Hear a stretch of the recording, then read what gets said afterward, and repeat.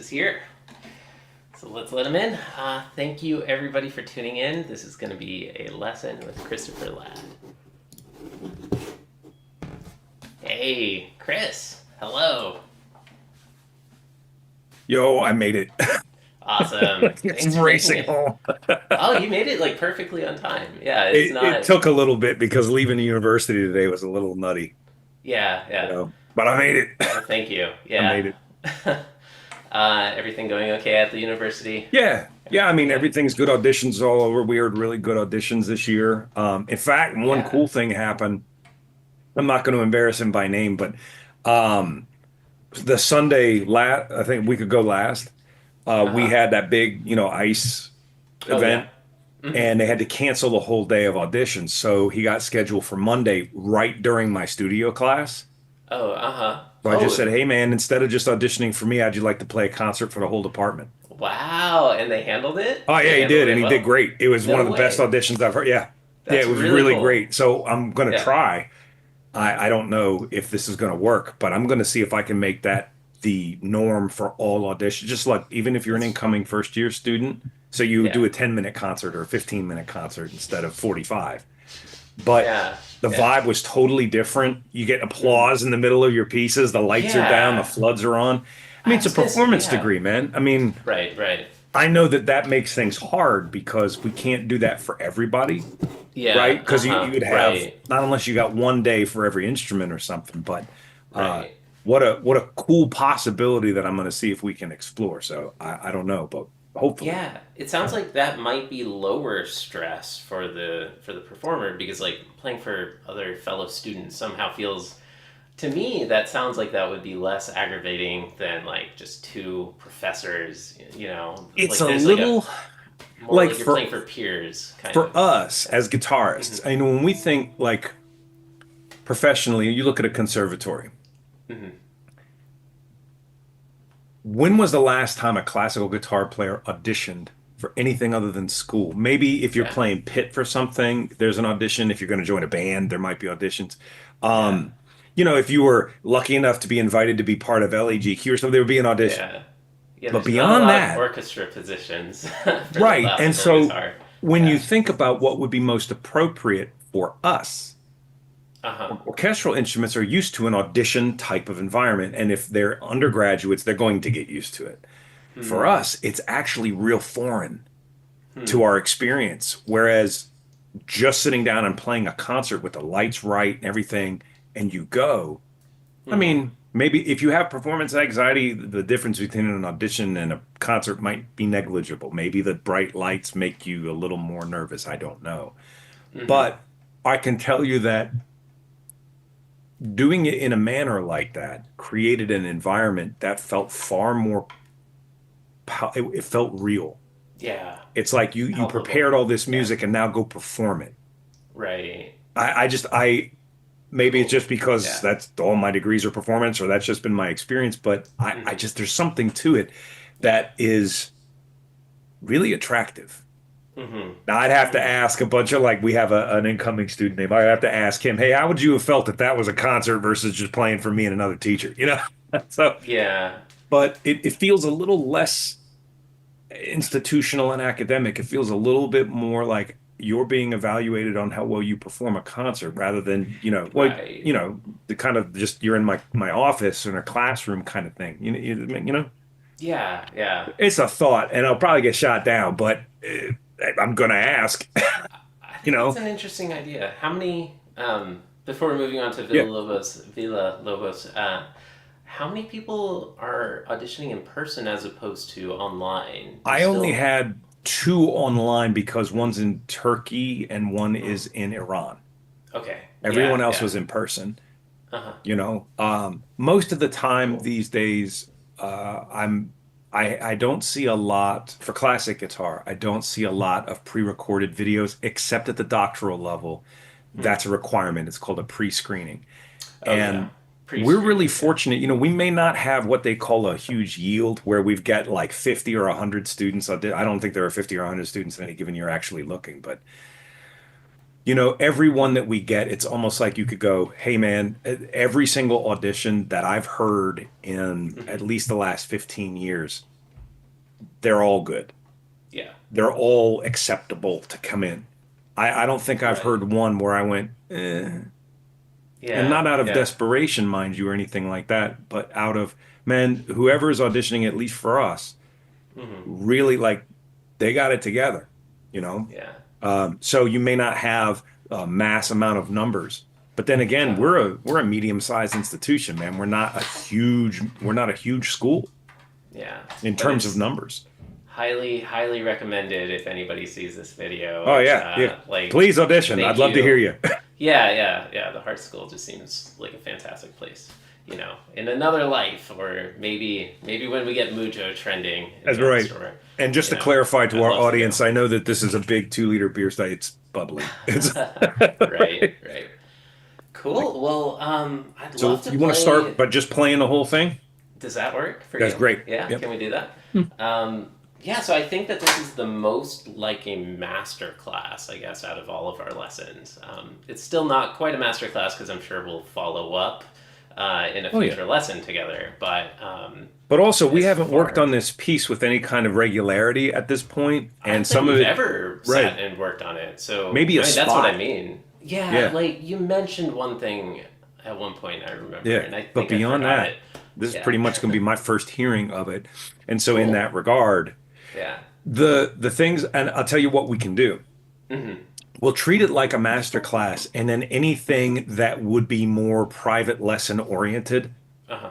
I will then say, now, if this were a master Cool. class, here's where I would stop. But as a private lesson, here's what I would want to hear next week. Yeah. Okay, that's interesting. I Okay. like that. I like that a lot. Cool. Yeah, All right. just whatever comes up, I guess. Excuse the tie and rock and roll. And excuse the interesting interpretation.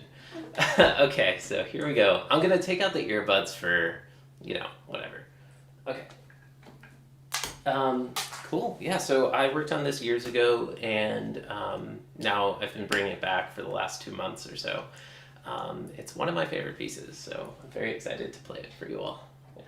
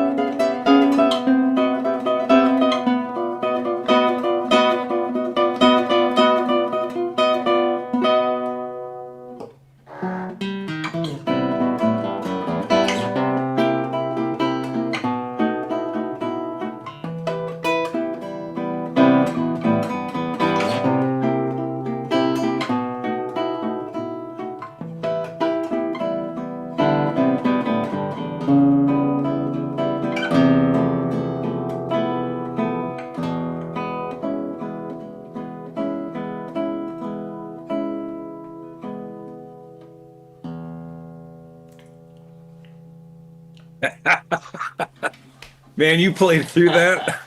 All right, all right.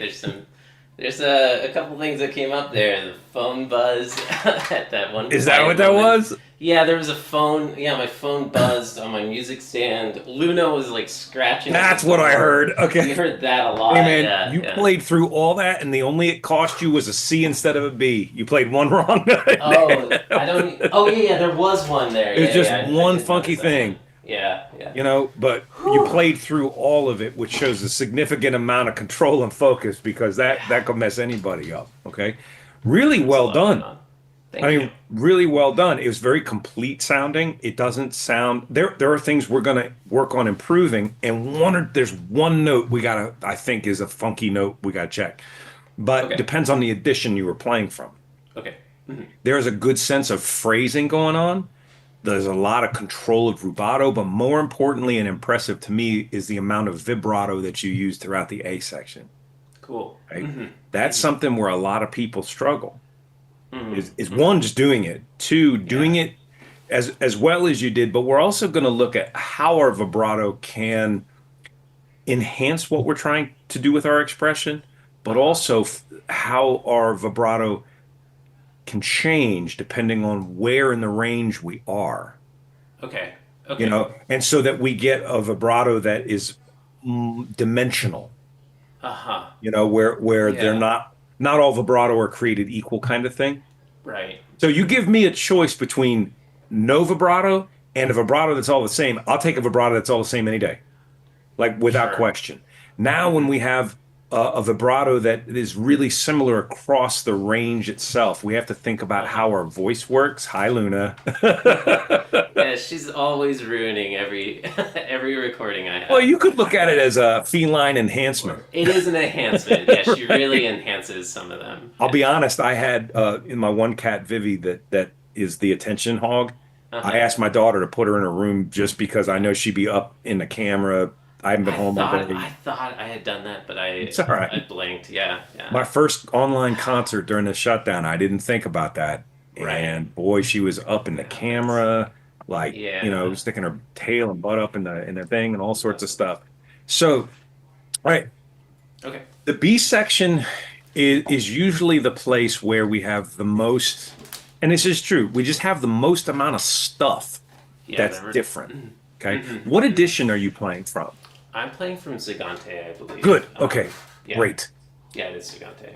So the A section in some ways is going to be the fastest to knock out, but Okay. in some ways the thing that's going to take you the longest to implement over Yeah. days or weeks. Okay.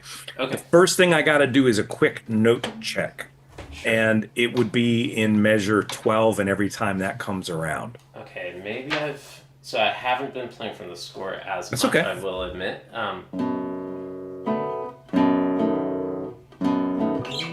That's correct. It's the chord right before it. Okay.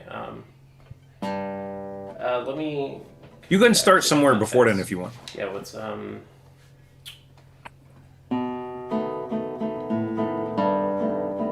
That chord right there. is that wrong? Oh yeah, you know Yeah, what? I think you I've had an done this A in in the there. past. I have used an A there. That is a G, isn't it? Yeah. That's the only man. I Okay. mean, as far as Memorized like that wrong. a Hmm. funky thing, that's the only one that really jumped out. There you go. That's it. Weird. Yeah. Okay. Yeah. Yeah. I've memorized that wrong. Now, well, here's the thing. I'm gonna bet you didn't. I'm gonna bet that at some point back in the day when you played it the first go round, you probably either didn't play the A or maybe it found its way in there at some point. Hmm. That's a good example. That happened to me in a Bach fugue where I added, it was a chord tone that I added, but he didn't have it in there. It was just D, D, F sharp, and I added an A. Yeah. Yeah. Only Yeah. because I had been away from the score long enough for that to find its way in there accidentally, but it didn't Hmm. sound bad. Right? That's what I would call a Right. nice It. sounding wrong note. You could have Yeah. picked Yeah. 11 Yeah. others that would have been nasty, Right. you know? There's definitely another spot where I think I did it. Anytime it came around, you had the A in there, Yeah, for sure. That right? one. But there's another spot where the accompaniment is actually just a G and B. Yeah. But I've memorized it, including the D. And I noticed that today. That I didn't catch as you were playing it, so good on you. Yeah, I think it's 27. Yeah, on 27 I've memorized that one. Maybe I fixed it today, I don't know. So you mean right there you did D sharp A B as your accompaniment? Oh yeah. Okay. Right. Yeah.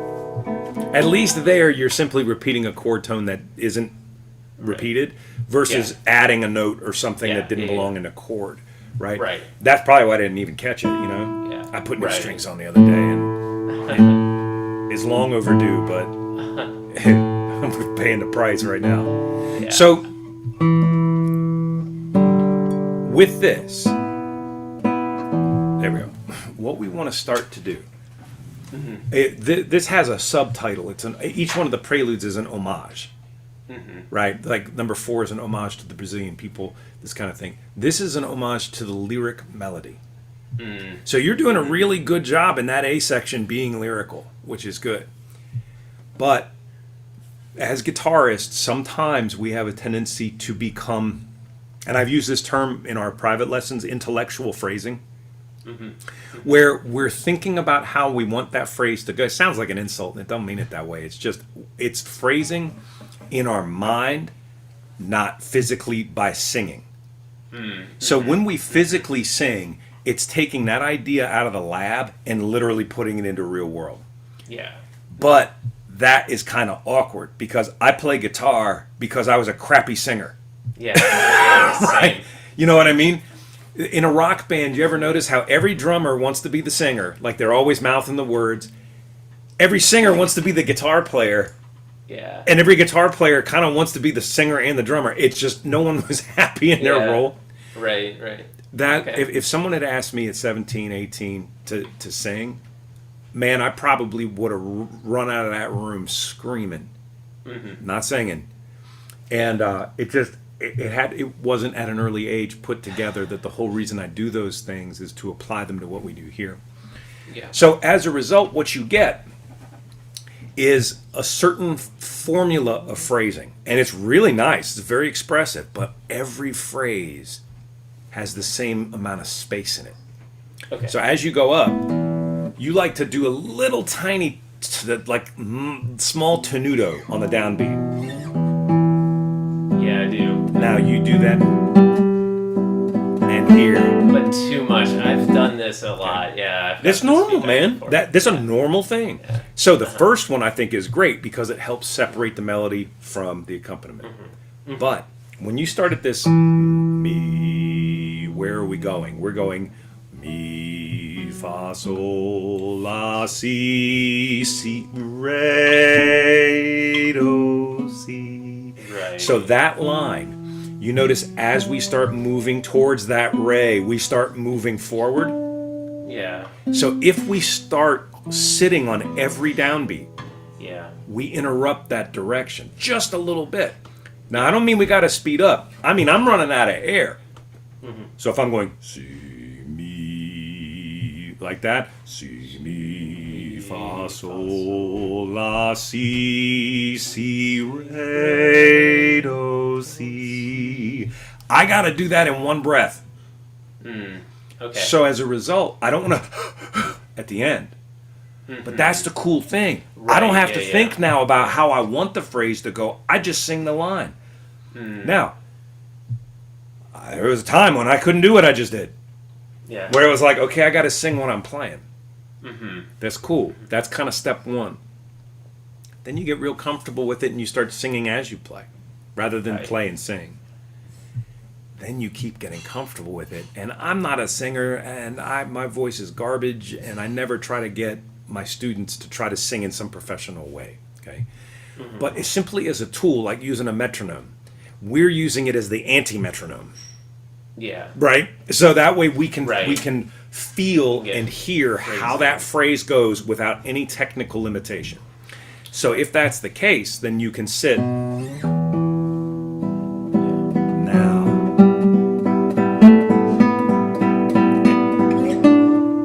That don't change. I love how you do that.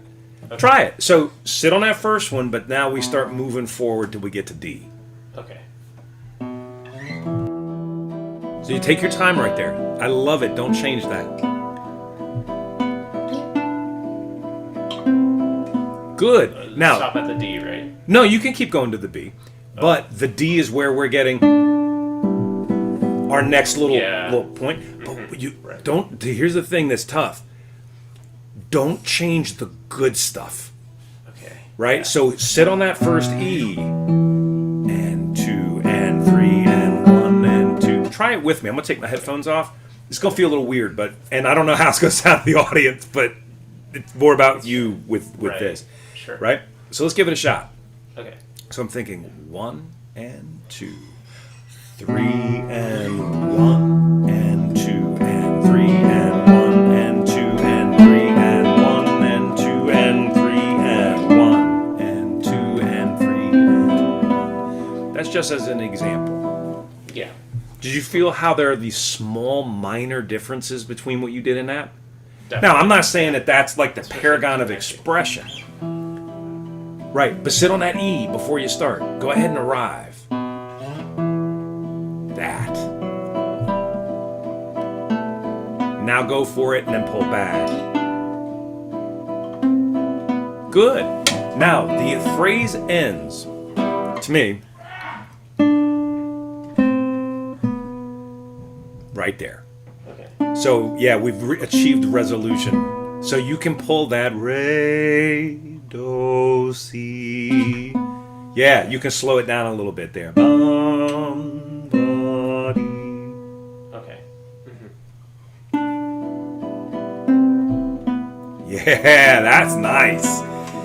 Now the next phrase starts right there. Bum, be, just like we did. Body. This phrase goes 3, 1. Yeah. So I was going to ask about that because I've memorized it with there. That's fine. Yeah. Do you feel strongly like I don't like the That's bliss fine. on that one? I'll tell you why I like that. And I did. I'm trying to remember like the first time I learned it. I think I did. I think I did this. I think that's probably what I did when I was a kid. But let me tell you why I like this. There are 2 reasons.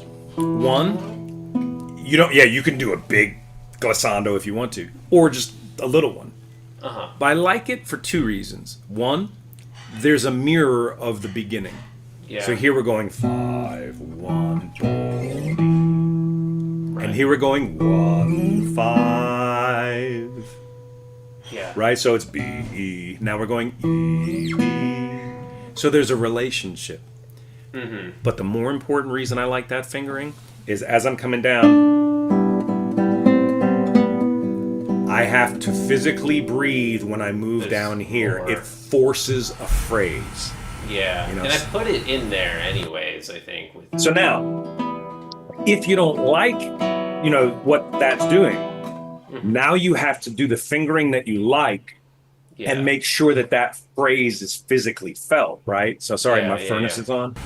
So I'm going to make up another fingering just as an example. If we've got 1 and 2 and 3 and 1 and 2, 3 and 1, you got to still, it's good. 3 and 1, 3 and 1. Right. So you could do it 3 and 1. You could do any E, G, B you want. Yeah, But you notice that they all phrase the same because they're coming from you. Right. So that's why I like this one. But if you want to do this, go for it. Yeah. It's just got to have the same phrase implication. Yeah. Right. Absolutely. So this way now what you have is a process for your phrasing rather than a formula for your phrasing. So this is another phrase and we're going in a different direction. But when it comes around again, this one, we're going somewhere else. Yeah. So you can do more with your phrase. That way, each one of these presentations, whether it's the re, mi, or fa, each one can get more intense because you're taking more time. Because singing, I'll tell you what, singing B to D ain't so bad. B to E takes a little more time, and B to F sharp takes a lot of time. Oh.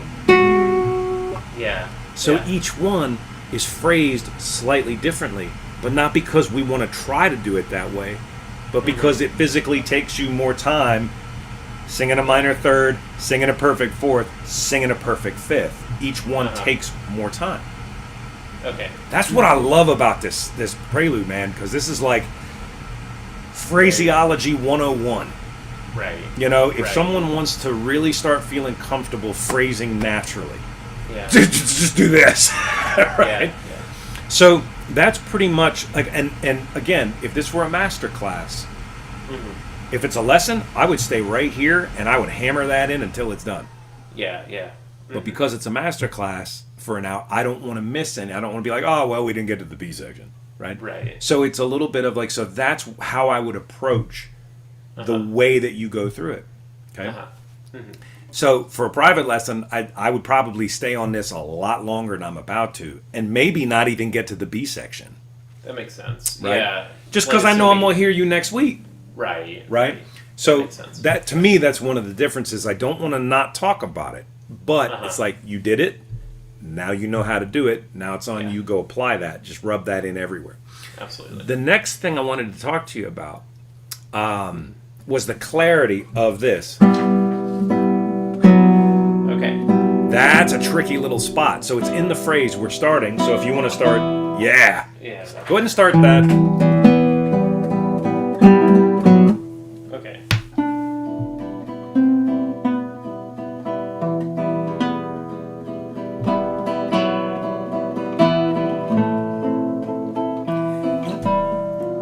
Do you notice how clear everything is when you're here? Right? But right here,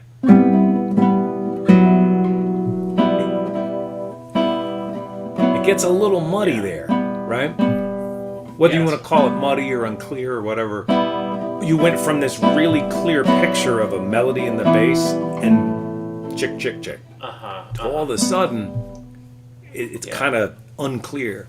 So here, I'm what's doing like a double thumb, and I think I'm hitting the fifth string more than the fourth string. Like that's good. I think that is a little bit more work for less of a result than if you do PIMA. Okay. So if you do PIMA on that chord, so you have PI on 5/4. Let me catch up to you on. Oh yeah, this is measure 6, beat 3. Okay. The end of the third line. So, all right, PIMA. But yes. How are you hitting the E? Yeah. So you got PI on strings 5 and 4. Okay. And then MA on strings 1, 2, and 1. Oh. Yeah. Oh. So I see. All right, I'm gonna circle this. My problem is that I'm trying to play with the index finger, the G, on the first one of the two. So that's a wrong note, actually. Right note, wrong place. Well, yeah. Like I'm like doubling. Yeah. I'm doubling that G incorrectly. So what this does. So, okay. Go ahead. And now your accompaniment is your open 3 strings. Yeah. And the same thing, right? Okay. Right. All right. PIMA on that one. Okay. Makes sense. Same thing here.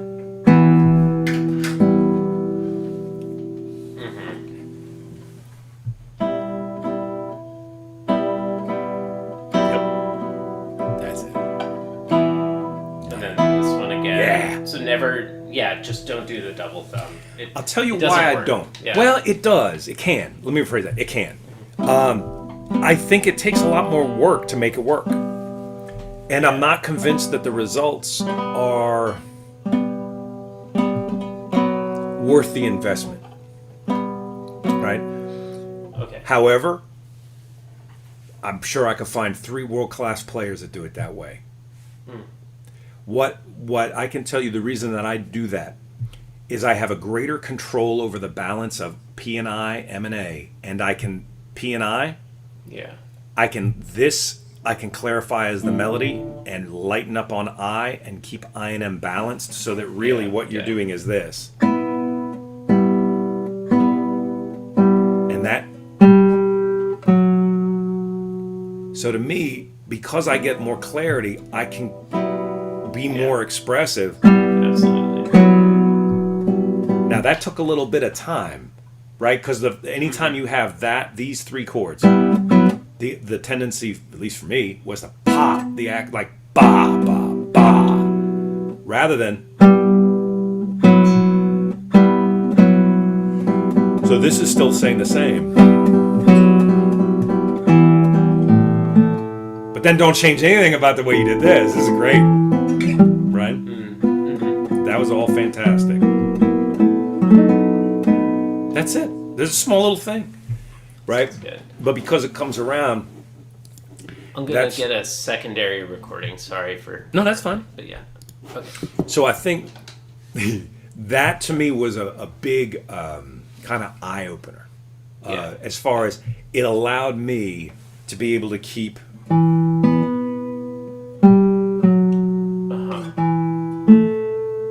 really clear. Yeah. That's all. Okay. That was it? That totally makes sense. Everything else in this period, these two phrases, I thought sounded great, man. Yeah.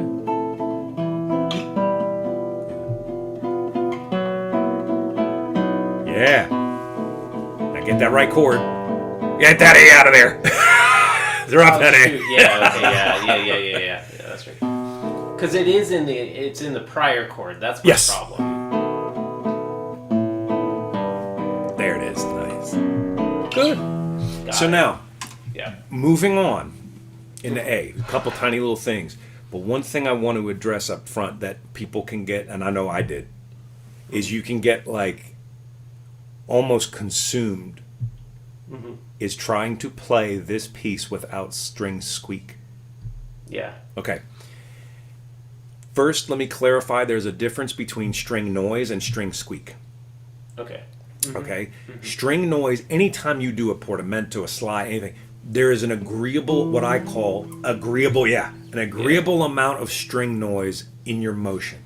Right. So what's the difference? So when you're doing, where was that one? Well, just this. Right? So do we get this? Right. That's squeak. This is string noise.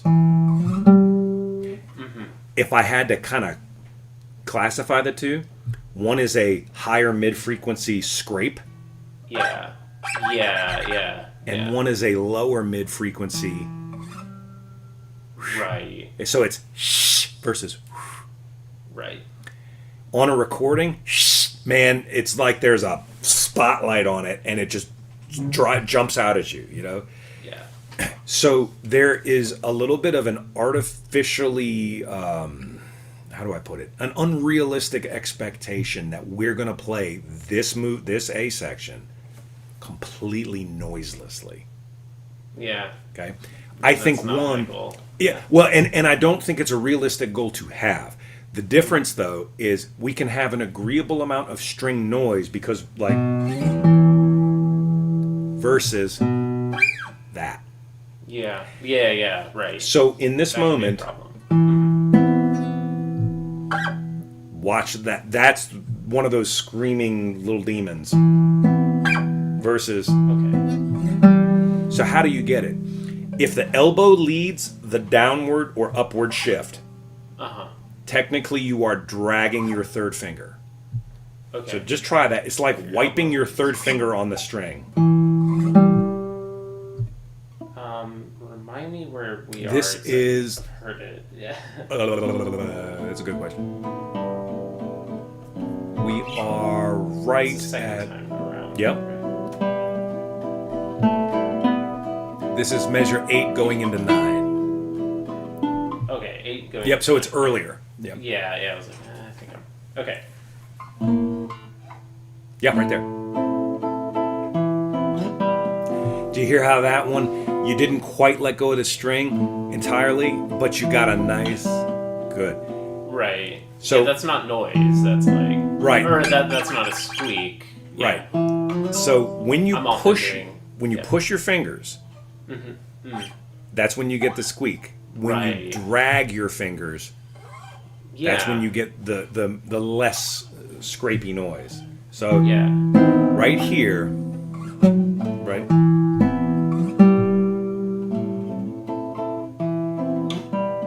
Not bad. Now here's what I want you to do. Take that chord, E chord.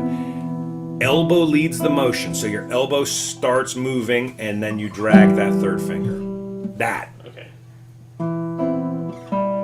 Better. Much better. Yeah, that was slick. There you go. That's one of those things where it's like, you listen to a cello or a bass or anything, you'll hear those kinds of sounds. And to me, that's part of the flavor of the expression. Yeah. The squeak part is like when you have a bit of undercooked pasta that's too hard. It's like, oh, I right? Yeah. So in a moment like that, like what we're coming up on is why I addressed it here. Because through this whole section... Yeah. Oh, right? It's this.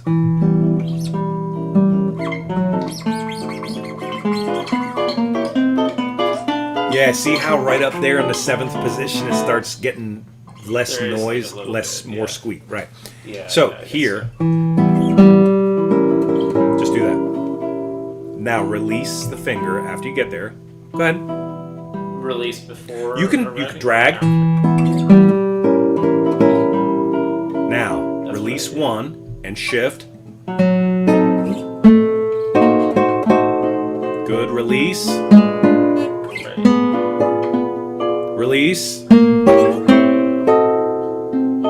Release. Yeah. So that you're actually putting these into all ascending shifts. Yeah. All right? And that way you eliminate the noise because we're not going back and forth. We're thinking 3, 1, release, 3 and 1, release, 3, 1, 2, 3, 1, 2. So we're always going body. Yeah. And musically speaking, it makes sense. What have we been doing so far? Body.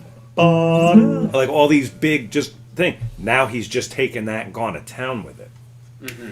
So you don't have to change your phrasing. You don't have to change your articulation. But when you group the notes that way, you're thinking 3, 1. Quick release of 1 to reset. 3 and 1. But you don't need a big space there. You know my point? Right. That's all. Yeah, my problem is I'll let go and squeak in the process of letting go sometimes. I'm going this way. That means you moved before you let go. Yeah. So here's what I want you to practice for a second. Play that bass chord, and hold. Now, keep pressure in 3, 2, and 4. Release 1, but don't let go. Oh, okay. Don't let go completely. Now let go. Mm-hmm. So you remember, now here's where I will refer, like I'm going to cheat, because in a master class, you wouldn't have known that, you might not have known this, but I know we've talked about it. With the right hand, we have 3 steps: prepare, pluck, release, right? Yeah. Mm-hmm. We have the same type of system and sequence in the left hand. We have prepare, press, release. Let go, prepare, press, release. So we have those 3 stages. So here, release but don't let go. Okay. Now let go. Now move. There you go. Okay. That release and let go will happen so fast, it's going to seem like the same motion. Mm-hmm. That's all. So when you notice that you have this, that is, I moved before I had physically released the pressure in my first finger. That's all. It's a real simple fix, but it is very kind of like play, good, release, let go, then move. It's like I took that little 1 fret motion and made it like this big. Mm-hmm. That's all. Mm-hmm. So you play, hold, release, let go, move, press, go. Same deal. Release, let go, move. That's all, and you'll fix it. Okay. Cool. Now Sounds good. I thought the rest of the A section was going pretty good. The last little bit in the A section I want to hit before the B is this.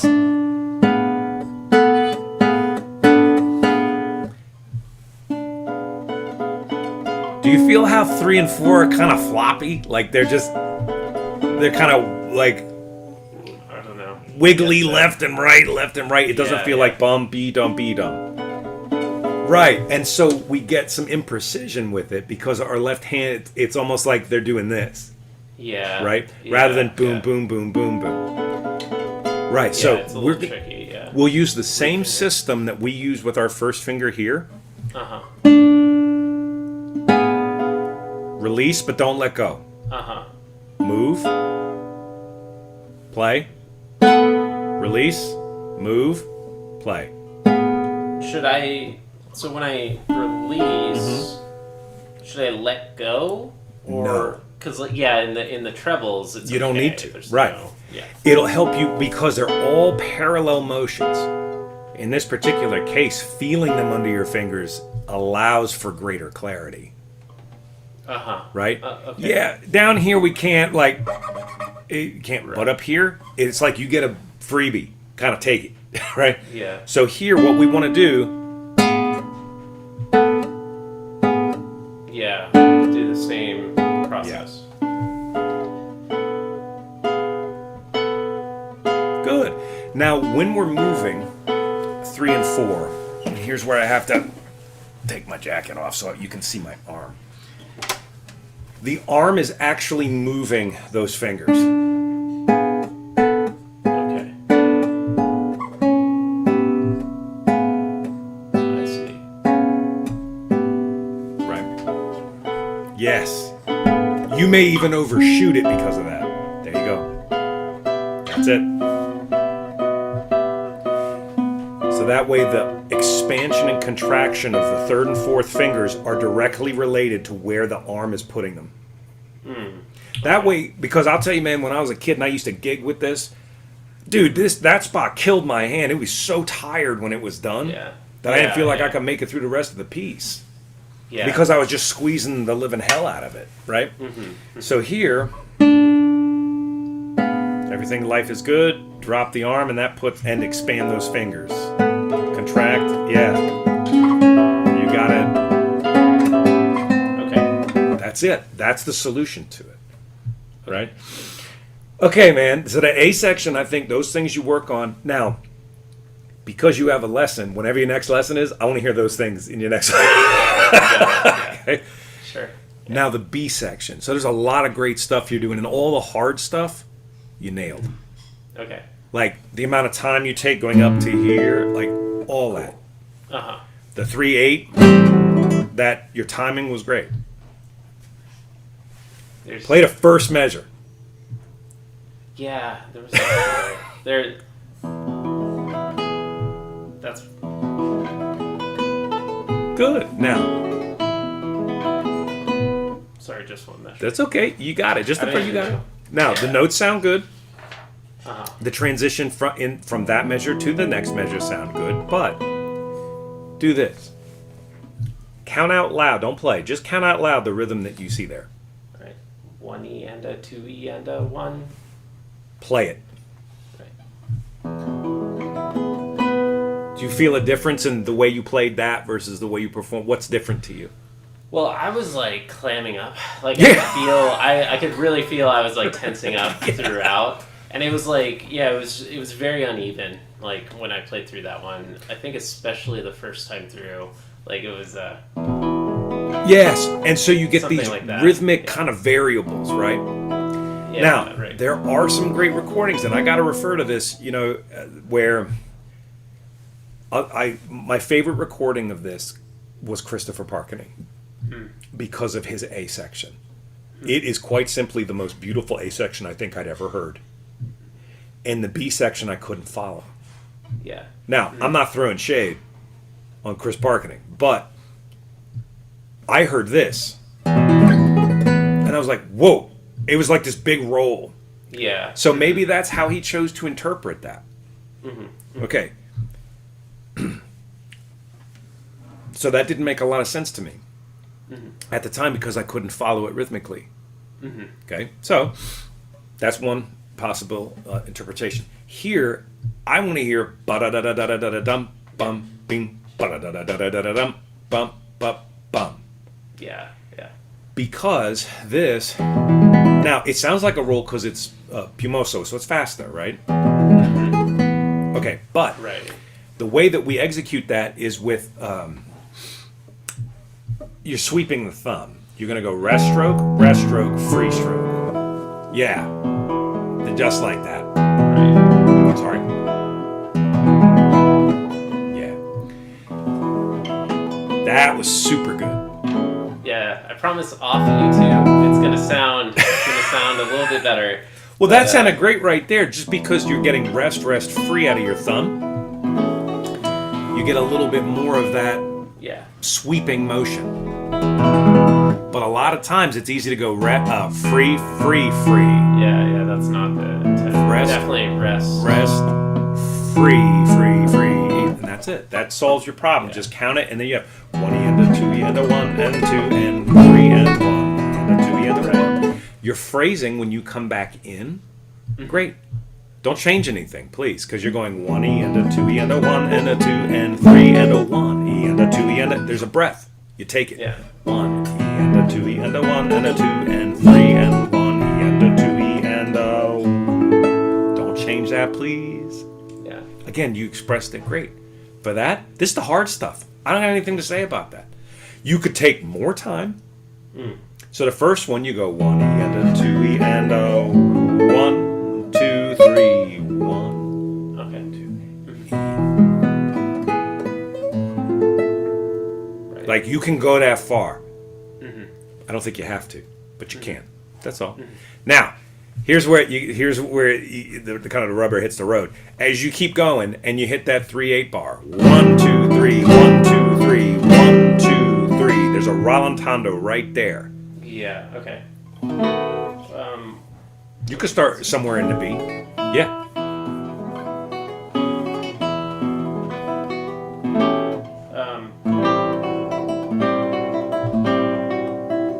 There you go. Now that's the last time, but that's still good.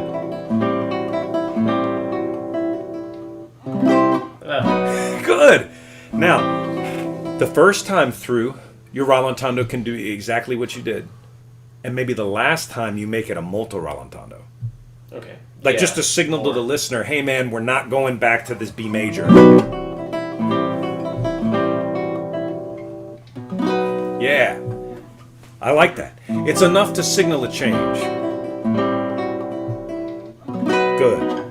Now, the expressive indication here says poco meno. Yeah. A little less. Right. Now, you could ask, a little less what? Is it a little less volume? A little less speed? Or just overall a little less intensity? That's where your interpretation has to come into play. Yeah. I'll tell you, I don't start that soft. I mean, that's But... Okay. Can I try that whole part again? Yeah. I think it went okay, but... Make it better than okay. let's do it a little bit. All right. Sure. You can start the whole B section if you want. Sure. Yeah, if that's okay.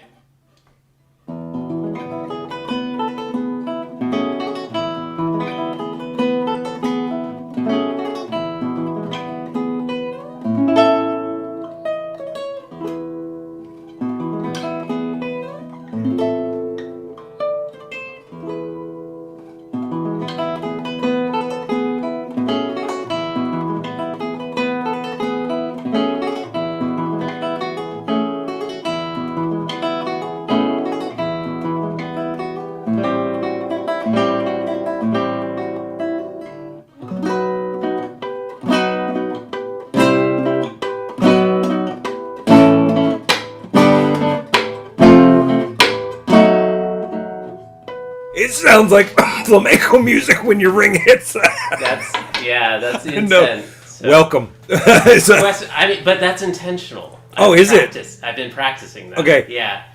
I might be a little cautious on that one. It's a Okay, little bit yeah. of a cross of cultures. It sounds very flamenco rather than Brazil. That's not Yeah, when I okay, hear that yeah, sound. yeah. Uh-huh. I'm thinking more of like that. Right. Okay, yeah. So It that's kind of it screams it at me. I'm not saying you shouldn't do it, but man, I'm like you must have like I've been really. doing that. Yeah, yeah. So I mean, it's tricky. Like, I feel if you're gonna do it, you have to do it all 3 times. Oh God, if, yeah. If it only happens once, then it It's sounds like a mistake. right. Like, it clearly sounds like a mistake, Right. but it's tricky. It's So really tricky to make it. the thing about this section to me Yeah. is you got the intensity, you got the volume. I would pull the speed back a little. That to me is the Okay. Pocomeno. So it's heavier. Yeah. I mean, I thought that's where like volume. So you got this.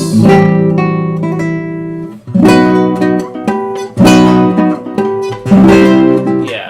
Now you can speed up a little bit going down. There. Yeah. That's where. So you can let it, the Yeah. gravity kind of take it. But I Right. think that, and you know, how do I phrase this? There you go. Yeah. That can work. Yeah. I like in terms of the way that you're phrasing and you're moving forward. That can work.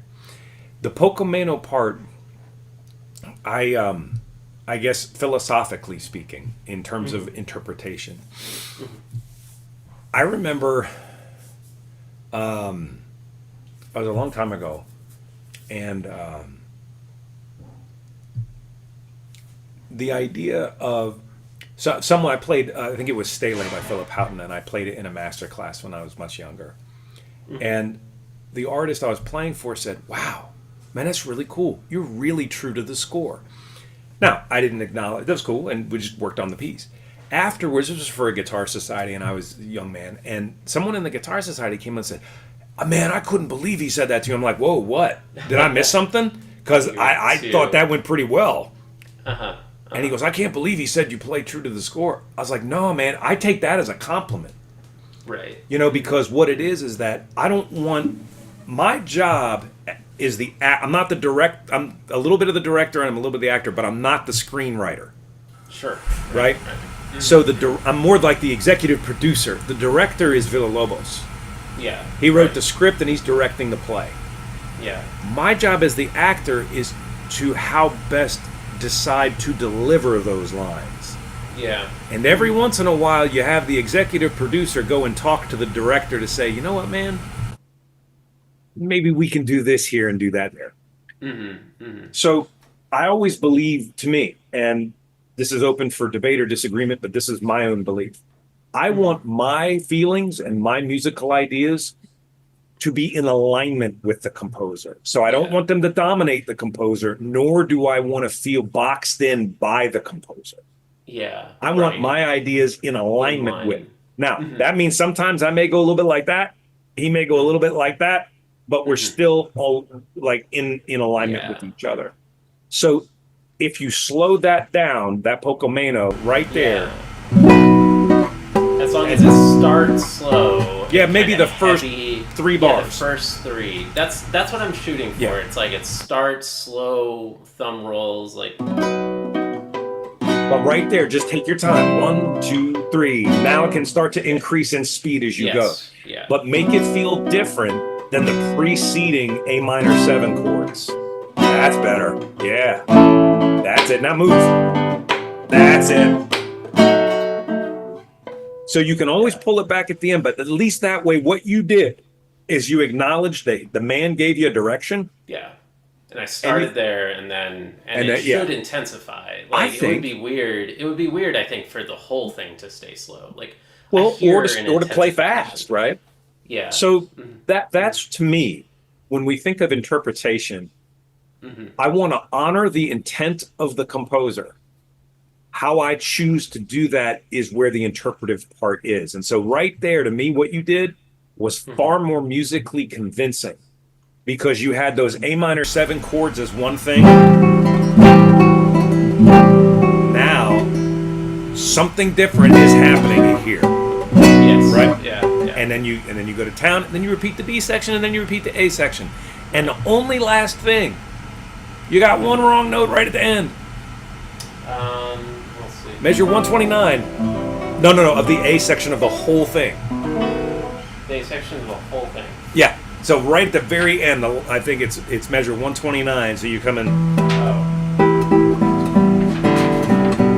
right here, C sharp and E.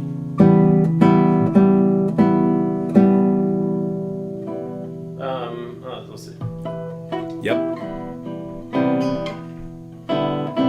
Good. Keep going. Good. This chord. F sharp. Ah, shoot. That is not okay. The first time you're right, though, it's F natural, right? Yeah. So the first time, you have that. Okay. That's it. All right. Is that right? Yeah, so you have your C natural. Yeah, Okay. and then you're just IMA changing strings. Yeah. Yeah. Then your end was great. Yeah. Okay. Now the danger zone in the end, the very end. Mm-hmm. Don't stop counting. Yeah. Because it's really easy to go 1 and 2 and 3 and 1 and 2 and 3 and oh shit, 4 and 1. Right. I wasn't sure if I played one too many this time, But if you're always happened. counting to 3, you'll know. Right? So that way, and I'll tell you, man, and I did it. I think every time I've heard someone play this for the first time who isn't really ingrained in that kind of sensational counting where we're doing it out loud, Yeah. you kind of forget. It's like, oh man, did I do enough? And then you add another. You're absolutely right, but you freak out and you add now a measure of 4/4. Yeah, Right. and even if you crammed last minute Yeah. doing that, knowing that that's been an issue, like if you're not doing it all the time, then when the pressure is on and you're on stage, You ain't thinking about that. It But falls if you're apart, going yeah. 1 and 2 and 3 and 1 and 2 and 3 and 1, and then you're good. Right. Cool. That to me is a 1 hour masterclass on that piece. Like that's like you covered kind of as much as we could cover. There are still areas we can talk about further, but everything that we talked about is applicable to all of the other things in the A section and the things in the B that we talked about. It's like keep this and then just clean these things up. Yeah. So that way you would work on that for, week, 2 weeks, 3 weeks, something like that. And then you'd be ready kind of for another class on that piece with another artist or whatever, because it's enough time for you to really ingrain those things in there. Mm-hmm. The next step that I didn't do when I was young is ask myself the following question. In what other pieces do I currently play that I can apply everything I just learned about that piece? Mm-hmm. Mm-hmm. Mm-hmm. That to me was something it took that when I first started studying with the old man, that's when I started doing that, because it was kind of encouraged. I was like, so you just learned this thing. Where else can you do it? Yeah. And I was like 24 going, I could do it over here. I could do it over here. But having thought about that, now you get this transference, right? So you might not be able to apply this to that. Mm-hmm. But there might be a spot somewhere through that piece where you can. Mm-hmm. Right? Mm-hmm. The squeaky string thing. Dude, you could apply it to almost any piece. Right. That solid type of counting and attention to detail that we did here, you could apply to any piece. Absolutely. Solid, dude. Really good so playing, much. man. Yeah. Yeah, thank I you. mean, like, in totality, I could say to you that was probably the strongest time I've heard you play a piece like fresh out of the gate. I know you played it before, but I haven't heard you play this. That showed the most synthesis of everything that you've been working on for the last year or 2 years, like all in one place. That's a big deal. Yeah. Thank you. Yeah, man.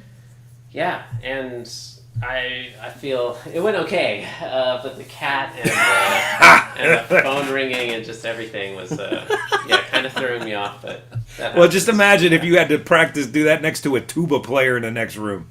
Yeah. Maybe. I don't know. Well, thank you so much, Chris. You're welcome. This is always Always fantastic. Oh, it was really I guess I'll good, see man. you tomorrow. Tomorrow, 2 o'clock. Does that work? Absolutely, that's your time. Cool. That All sounds right. great. See you then. Bye, YouTube. Let me. Yeah, I could see if anybody has any comments. Yeah, are there any questions? Yeah, bunch of comments. Okay. Let's Telling me to get a new see. job. Jay's in the chat. He says good stuff always. Chris and John. Yeah, just nice comments. Everybody just saying hi, and people Cool. are enjoying it, I guess. So Well, thank you everybody for watching, and we'll see you next time whenever we do that. yeah, absolutely. See you All all. right, buddy. I'll see you Yeah. too.